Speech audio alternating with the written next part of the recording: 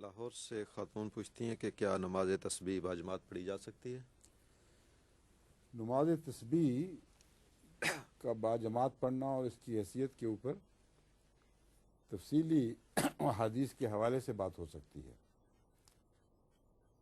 نماز تسبیح حضرت صلی اللہ علیہ وآلہ وسلم نے کب اور کیسے ادا فرمائی، اس کے اوپر آپ اپنے علماء سے کہیں کہ مکمل تحقیق کر کے مجھے اطلاع دیں، کیونکہ یہ ایسی بات نہیں ہے جو اچانک سوال کے جواب میں از خود تفصیل سے بیان کی جا سکتی، کیونکہ تفصیلی نظر رکھنے کی ضرورت ہے، احادیث کے حوالے سامنے ہونے کی ضرورت ہے، اس لیے انشاءاللہ میں بعد میں بتاؤں گا۔ لیکن بعض تسبیحات کی نماز تسبیح کے نام پر نہ صرف یہ کہ سنت نہیں ہے، بلکہ بعد کے علماء کی بنائی ہوئی فرضی باتیں ہیں، اور اس کے نتیجے میں امت کو مختلف قسم کے جاہلانہ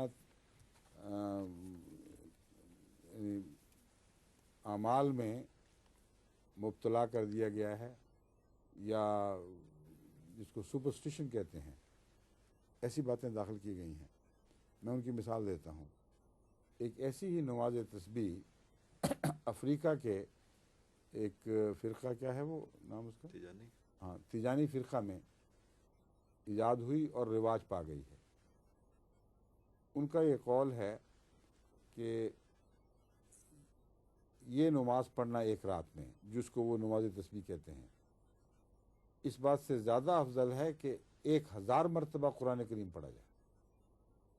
اب آپ اندازہ کر سکتے ہیں کہ جب میں نے کہا کہ یہ جہلانہ رسمیں ہیں اور غلط طریق پر اسلام میں راہ پا گئی ہیں، تو بالکل درست کہا ہے۔ کیسی بیہودہ اور لغو بات ہے کہ ایک رات کی نماز تسبیح 1000 مرتبہ قرآن کریم پڑھنے سے بہتر ہے۔ بس یہ وہ رسوم ہیں جو نماز تسبیح کے نام پر یا بعض اور بظاہر اچھے نوافل کے نام پر بعد کے زمانے کے علماء نے یا صوفیاء نے اسلام میں داخل کی ہیں، ان سے پرہیز لازم ہے۔ میں اس بات کی تحقیق کروں گا کہ سنت سے ثابت شدہ نماز تسبیح ہے وہ کیا ہے، پھر انشاءاللہ آپ کے سوال کا جواب دوبارہ دوں گا۔